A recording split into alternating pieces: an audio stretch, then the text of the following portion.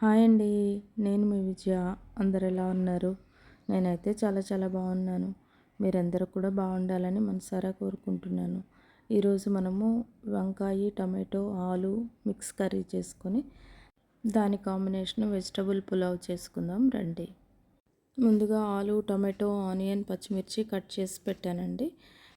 ఇప్పుడు ఒక బౌల్లో వాటర్ తీసుకొని రాళ్ళుప్పు వేసి వంకాయలు కట్ చేసుకుందామండి. ఈ సాల్ట్ వాటర్లో వంకాయలు వేస్తే కనుక నల్లగా అయిపోకుండా ఉంటాయి. ప్లస్ వంకాయలు చేదుగా లేకుండా ఉంటుందండి ముక్క. ఇది అందరికీ తెలిసిన విషయమే, బట్ నేను మళ్ళీ ఒకసారి చెప్తున్నాను మీకు. వంకాయలు పొడవుగా కట్ చేసుకొని వాటర్లో వేసేసుకుందామండి. ముందుగా స్టవ్ ఆన్ చేసుకొని కడాయి పెట్టుకొని ఒక 4 to 5 టేబుల్ స్పూన్స్ వరకు ఆయిల్ వేసుకోవాలండి. ఆయిల్ కొంచెం హీట్ అయిన తర్వాత జీలకర్ర, ఆవాలు ఇవన్నీ వేసుకోవాలి. అయితే ఈ ఆలూని కొన్ని ప్రాంతాల్లో బంగాళదుంప అని కూడా అంటారండి. ఇది పిల్లలకైతే కనుక చాలా చాలా ఇష్టంగా తింటారండి. ఈజీగా డైజెషన్ అవుతుంది. పెద్దవాళ్ళకైతే కొంచెం కాళ్ళల్లో నరాలు అవి కాళ్ళు పట్టేస్తుంటాయి కాబట్టి పెద్దవాళ్ళు తక్కువ వాడుకోవడం మంచిది. మన జీలకర్ర, ఆవాలు చిటపట్లాడుతున్నాయి. ఈ పాయింట్లో మనము ఆనియన్, చిల్లీసు, టమాటోసు అలానే ఆలు వేసి బాగా కలిపేసుకొని కొంచెం సేపు మగ్గనిచ్చుకుందామండి. వంకాయ తొందరగా మెత్తబడిపోతుంది కదా ముక్క, అందుకని చెప్పేసి మనం లాస్ట్లో వేసుకుందాము.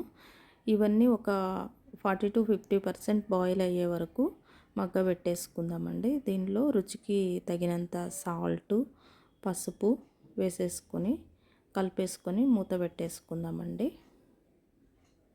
మధ్యలో 2 minutesకి ఒకసారి మూత తీసి కలిపి పెట్టేసుకుంటూ ఉండాలండి. ఇలా కలుపుతుండటం వల్ల ముక్కలు అడుగు పట్టుకోకుండా విడివిడిగా బాగుంటాయండి. ఆలు, టమాటో ఆల్మోస్ట్ మగ్గిపోయాయండి. ఇప్పుడు ఈ పాయింట్లో మనం వాటర్లో ఉన్న ముక్కలను బాగా పిండినట్టు చేసి కడాయిలో వేసేసుకోవాలి. ముక్కలకి వాటర్ ఉండొద్దండి, గట్టిగా విదిలించి అప్పుడు వేసుకోవాలి. మనం ఇందాక ధనియాల పొడి కానీ కారం కానీ వేయలేదు, ఇప్పుడు వేసేసుకుందామండి. సాల్టు మరియు చిల్లీ పౌడరు ఎవరి టేస్ట్కి తగ్గట్టు వాళ్ళు వేసుకోవాలి. కర్రీ క్వాంటిటీ ఎక్కువ ఉన్నప్పుడు ఎప్పుడైనా సరే వెడల్పాటి కడాయిలో చేసుకుంటే తొందరగా మగ్గిపోతుందండి. అలానే మనం సిమ్లో చేసుకుంటే కనుక కర్రీ టేస్ట్ అనేది చాలా చాలా డిఫరెంట్గా ఉంటుందండి. హైలో పెట్టి చేసిన కర్రీకి సిమ్లో చేసిన కర్రీకి డిఫరెన్స్ ఉంటుంది. మీరు ఒకసారి అబ్జర్వ్ చేయండి కావలిస్తే. ముక్కలన్నిటికీ ధనియాల పొడి, సాల్టు, కారము అవన్నీ పట్టేటట్టు బాగా కలిపి మూత పెట్టేసి పెట్టుకోవాలండి. ఏంటి ఇంకా అల్లం వెల్లుల్లి పేస్ట్ వేయలేదు అని చూస్తున్నారా? రండి, అక్కడికే వస్తున్నాను.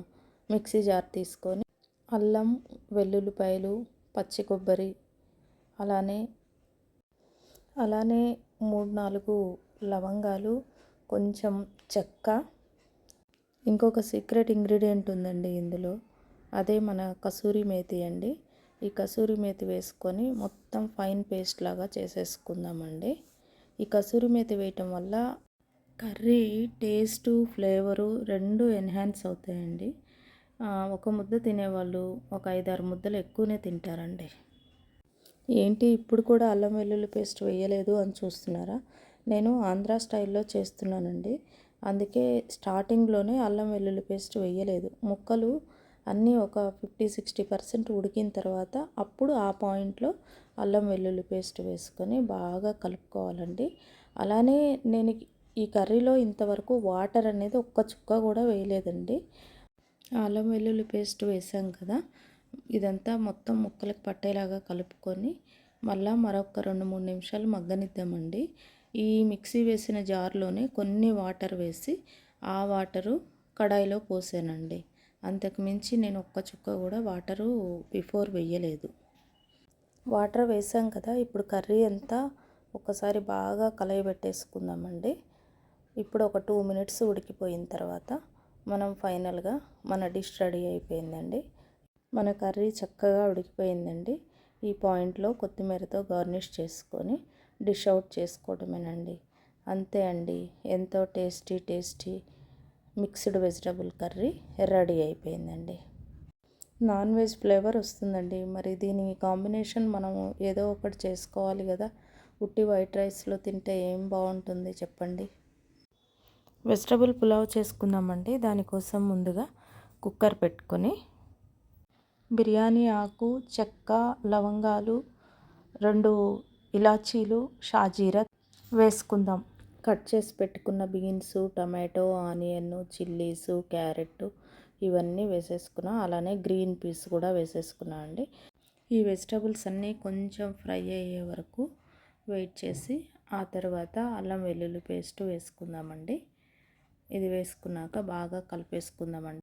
వెజిటబుల్స్ కట్ చేసేది వీడియో చూపిస్తే చాలా లాగైపోతుందండి వీడియో, అందుకని చూపించలేదు. ముందుగా అసలు ఏం ప్లాన్ చేసుకోలేదండి వెజిటబుల్ పులావ్ చేద్దాము అని చెప్పేసి. ఆ కర్రీ టేస్ట్ ఫ్లేవర్ చూసేసరికి బ్రెయిన్ సిగ్నల్ ఇచ్చేసింది వెజిటబుల్ పులావ్ చేసేయి అని చెప్పేసి. వెంటనే స్టార్ట్ చేసేసాను. వెజిటబుల్స్ అన్నీ ఫ్రై అయ్యాయండి. ఈ పాయింట్లో పుదీనా వేసేసానండి. తర్వాత పిల్లలకి ఇష్టం అని చెప్పేసి మిల్ మేకర్ కూడా హాట్ వాటర్లో నానబెట్టేసానండి. అవి కూడా వేసేసాను. వీటన్నిటినీ మరొకసారి బాగా కలిపేసి కుక్కర్ మూత ఉట్టిగా పెట్టానండి. ఒక 2 మినిట్స్ పాటు ఈ మసాలా అంతా కూడా ఈ మిల్ మేకర్కి పడుతుంది కదా అని చెప్పేసి ఒక 2 కప్స్ రైస్ అయితే కడిగి పెట్టేసానండి. 2 కప్స్ రైస్కి 3.5 కప్స్ వాటర్ పోసానండి. వాటర్ బాయిల్ అయ్యే వరకు మూత పెట్టి పెట్టేశానండి. కొంచెం సాల్ట్ కూడా వేసేసానండి రుచికి తగ్గట్టుగా. వాటర్ బాయిల్ అయిపోయిందండి. ఇప్పుడు మనం నానబెట్టుకున్న రైస్ ఉంది కదా, అవి వేసేసుకుందాము.